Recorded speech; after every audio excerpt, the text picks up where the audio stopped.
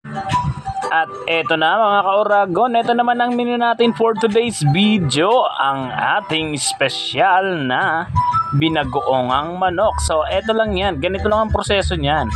Magprito muna tayo nung ating talong. Siyempre kailangan natin yan para sa ating binagoongan. Ayan, pangalawang salang at matatapos na natin agad-agad. So eto na.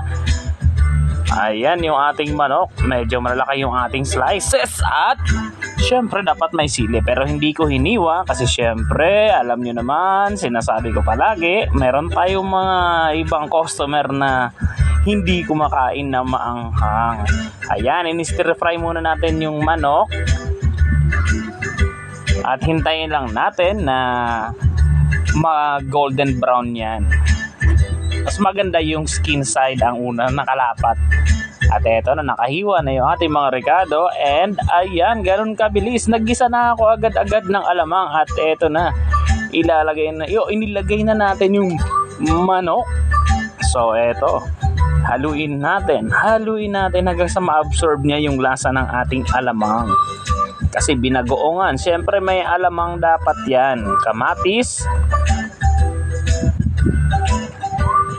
At eto na, napakabilis ng pangyayari. Nilagay ko na agad-agad yung ating talong. At ayan na, maganda na ang itsura niyan mga kauragon.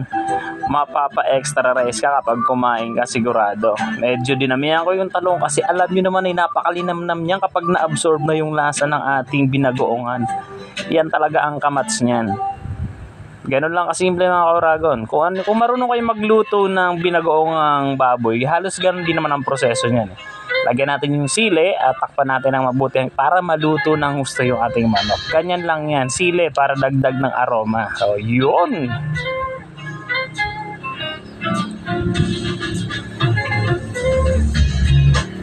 At ayan na nga.